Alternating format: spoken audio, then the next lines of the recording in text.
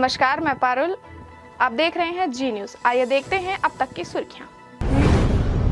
Indigo की flight से passenger ने पायलट को पीटा। उड़ान में 13 घंटे की देरी से नाराज था। लोग बोले नो फ्लाई लिस्ट में डाल दे। उड़ान में 13 घंटे की देरी से नाराज एक पैसेंजर ने पायलट को थप्पड़ मार दिया। मारपीट का एक वीडियो अब सोशल मीडिया पर वायरल हो रहा है। न्यूज एजेंसी के मुताबिक मामला रविवार 14 जनवरी शाम का है। चाइनीज मांझे से 2 लोगों की मौत। हैदराबाद में आर्मी जवान की गर्दन कटी। गुजरात में 5 साल की मासूम की जान गई। हैदराबाद में चाइनीज मांझे की चपेट में आने से सेना के जवान की मौत हो गई।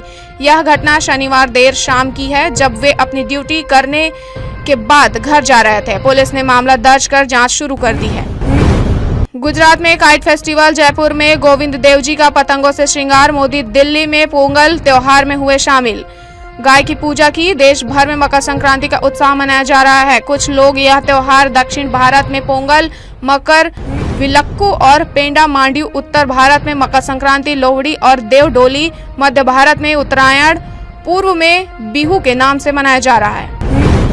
इंडियन आर्मर्ड फोर्स दुनिया की बेस्ट फोर्स में से एक। IAF वीर चौधरी बोले, हमें विदेशी मदद पर निर्भर रहने की जरूरत नहीं। वायुसेना प्रमुख एयर चीफ मार्शल वीर चौधरी ने कहा कि इंडियन आर्म फोर्स दुनिया की सर्वश्रेष्ठ सेनाओं में से एक है। यह युद्ध अनगिनत चुनौतियों का सामना करने के लिए बदलते समय के साथ इंडियन आर्मर्ड फोर्स में भी बदलाव आया है।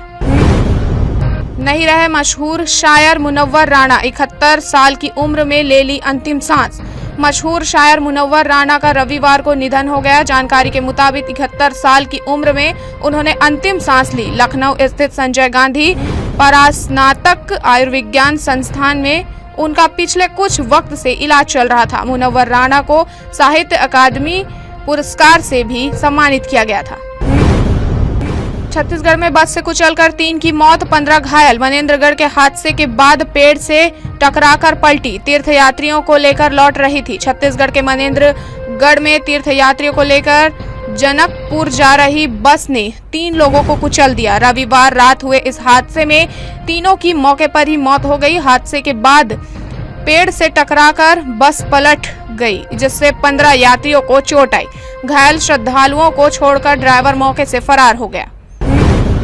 तंजानिया में खदान ढहने से 22 लोगों की मौत। हादसे के 2 दिन बाद लाशें बरामद। सभी खदान में अवैध खनन के लिए गए थे। तंजानिया के सिमियू क्षेत्र में एक खदान ढहने से 22 लोगों की मौत हो गई। यह हादसा 13 जनवरी को दोपहर 11 बजे हुआ था। तंजानिया के अखबार द सिटीजन के मुताबिक हादसे के बाद खदान में फंसे लोगों को बाहर निकालने के लिए रेस्क्यू ऑपरेशन चलाया गया। इसी समय 22 लोगों के शव बरामद किए गए। रेस्क्यू ऑपरेशन अब भी जारी है। आयरलैंड में 1 महीने में दूसरा ज्वालामुखी फटा। शहर की तरफ बह रहा लावा। लोगों को सुरक्षित जगह जाने के आदेश। आयरलैंड के रेकियंस पेनिनसुला में रविवार सुबह एक और ज्वालामुखी फट गया। इसके पहले 18 दिसंबर को भी यहां वॉल्केनो फटा था। द गार्डियन की रिपोर्ट के मुताबिक 13 जनवरी को ज्वालामुखी के आसपास भूकंप के झटके महसूस किए गए थे। इसके बाद आयरलैंड में इमरजेंसी लगा दी गई थी। मालदीव के राष्ट्रपति मोहम्मद मोइज्जू ने आधिकारिक तौर पर भारत को अपने सैनिक हटाने के लिए 15 मार्च तक का समय दिया है। रविवार को मीडिया से बात करते हुए मालदीव के प्रेसिडेंट ऑफिस के प्रवक्ता अब्दुल्ला नजीम इब्राहिम से इसकी जानकारी दी। उन्होंने कहा, भारतीय सैनिक मालदीव में नहीं रह सकते। राष्ट्रपति मोइज्जू और उनकी सरकार की यही नीति है। मैदान में घुसा फैन, विराट को गले लगाया। नाइब ने किया बाइसेप सेलिब्रेशन। फारूकी की बॉल पर हुए बोल्ड रोहित मोमेंट्स। भारत ने अफगानिस्तान के खिलाफ दूसरा T20 मुकाबला इंदौर के होलकर स्टेडियम के मुकाबले के दौरान एक फैन मैदान में घुस गया और विराट को गले लगा लिया। FIA women's Olympic qualifier. Bharat ने दूसरा मुकाबला जीता। न्यूजीलैंड को 3-1 से हराया। अब इटली से मैच। इसी के साथ भारत के लिए ओलंपिक क्वालिफिकेशन की उम्मीद बनी हुई है। भारत का अगला और आखिरी मुकाबला इटली के खिलाफ 16 जनवरी को होगा।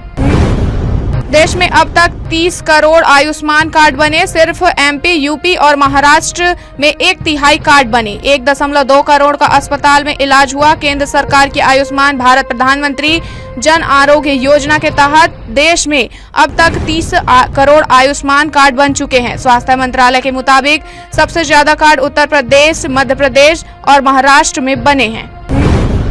छत्तीसगढ़ के बिलासपुर में भूकंप के हल्के झटके महसूस किए गए। रविवार दोपहर 2:18 पर भूकंप आया। रिक्टर स्केल पर इसकी तीव्रता 3.1 रही।